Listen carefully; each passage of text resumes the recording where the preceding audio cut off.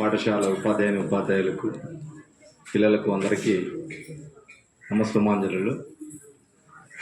3.0 mega parent meeting ఇది state wide ఎంత popularity సంపాదించిందప్ప అంటే అఖండ 2 కూడా ఇంత పాపులారిటీ సంపాదించలేదు, అంత పాపులారిటీ వచ్చింది.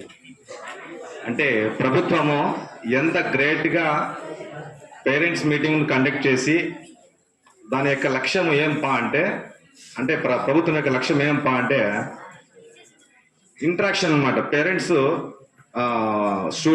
టీచర్స్ పేరెంట్స్ మధ్య ఇంటరాక్షన్ లేకపోవడం వల్ల పిల్లలు ఏ విధంగా ఇబ్బంది పడుతున్నారు, వాళ్ళ సమస్యలను ఏ విధంగా మనము పరిష్కరించాలనే ఉద్దేశంతో ఈ పేరెంట్స్ మీటింగ్ కండక్ట్ చేయడం జరిగింది. మామూలుగా మనకు పేరెంట్స్ మీటింగ్ అంటానంటే పేరెంట్స్ వచ్చి ఏదో వాళ్ళకు తెలిసి తెలియని వాళ్ళకు చదువు వచ్చిన వాళ్ళకు కొంతమంది ఉంటారు, రాని వాళ్ళు కొంతమంది ఉంటారు. ఏదో మీటింగ్ అంటే వస్తారు, కూర్చుంటారు, ఏదో చెప్పింది చదివించడము, ఏం చదివినావు ఈరోజు, ఏం స్కూల్కి ఎన్ని గంటల నుంచి ఎన్ని గంటలకు పోయినావు, ఎన్ని గంటలకు వచ్చినావు, ఏం హోంవర్క్ ఇచ్చినారు, చదువు రాకుండా కానీ లేండి అవన్నీ అడుగుతా అంటే పిల్లలకు కొంచెం శ్రద్ధ ఉంటుంది. అదే ఇంటికి పోతే మా పేరెంట్స్ అడుగుతారప్ప కొన్ని విషయాలు, వాళ్ళకు కొంచెం సమాధానం చెప్పాలా, నేను ఏం నేర్చుకున్నాను ఏం కదా అని అడుగుతారు అనే భయం అని ఉంటే ఖచ్చితంగా పిల్లల్లో ఖచ్చితంగా నేర్చుకుంటారు. ఇప్పుడు పేరెంట్స్ పరిస్థితి ఏంటా అంటే స్కూల్కి పంపిస్తున్నారు, వాళ్ళ పనులు ఏదో వాళ్ళకు ఉంటాయి, సాయంకాలం వస్తారు అలసిపోయింటారు పాపం, వాళ్ళు ఏదో అంతో ఎంతో అన్నం చేసుకుని తిని పడుకుంటారు, మళ్ళీ పొద్దున పనికి పోతారు. వాళ్ళకు మా పిల్లలకు చదువు రాలని వాళ్ళు బాధపడుతుంటారు. పేరెంట్స్ టీచర్స్ ఏంటంటే ఎంత చెప్పినా వీళ్ళు నేర్చుకోలేదు, ఎంత చెప్పినా మేము ఎన్నో రకాల ప్రభుత్వం ఎన్నో రకాలటువంటి స్కీమ్స్ ద్వారా పిల్లలకు చదువు చెప్పాలని చెప్పి సిసి మెథడ్లో చాలా రకాల ప్రయోగాలు చేస్తుంది.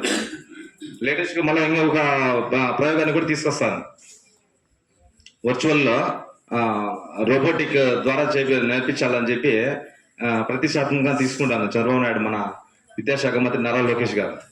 ఇన్ని చేసినా కూడా దానికి ప్రధానమైనటువంటి ఎవరు సూత్రధారి అంటే స్టూడెంట్. మెయిన్ స్టూడెంట్కి ఏముండాలప్ప అంటే తల్లిదండ్రులు ఇట్లా టీచర్స్ యొక్క వాళ్ళ యొక్క బాధ, వాళ్ళ యొక్క నొప్పి, వాళ్ళ యొక్క మదన పడుతున్నటువంటి విషయం ఏంది అంటే మీకు చదువు రాలనేది.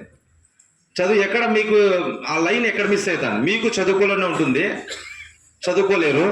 పేరెంట్స్ మా పిల్లలు బాగా చదివించాలా అని వాళ్ళకు ఉంటుంది, కానీ వాళ్ళు చదివించలేరు. టీచర్స్ బాగా చెప్పాలనుకుంటుంది, మీ టీచర్స్ చెప్పలేకపోతారు.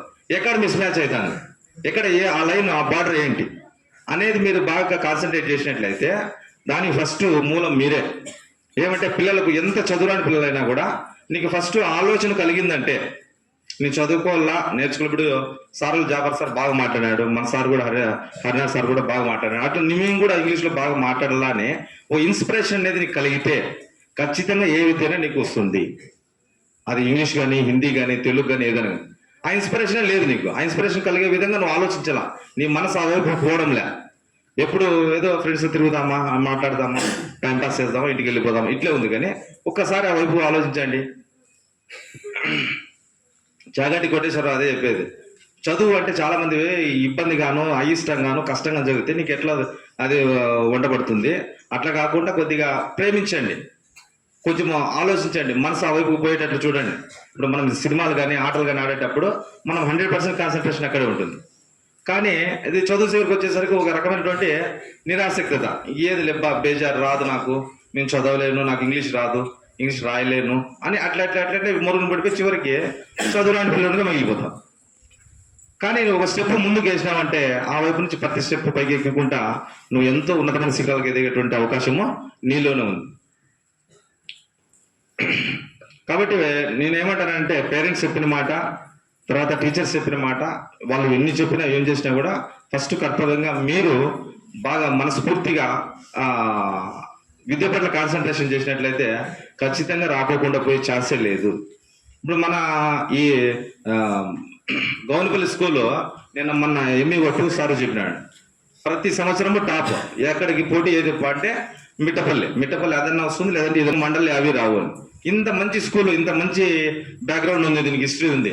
ఇలాంటి స్కూల్లో ఇప్పుడు ఉన్నటువంటి 10th క్లాస్ పిల్లలు ఎట్లున్నారు అంటే చాలా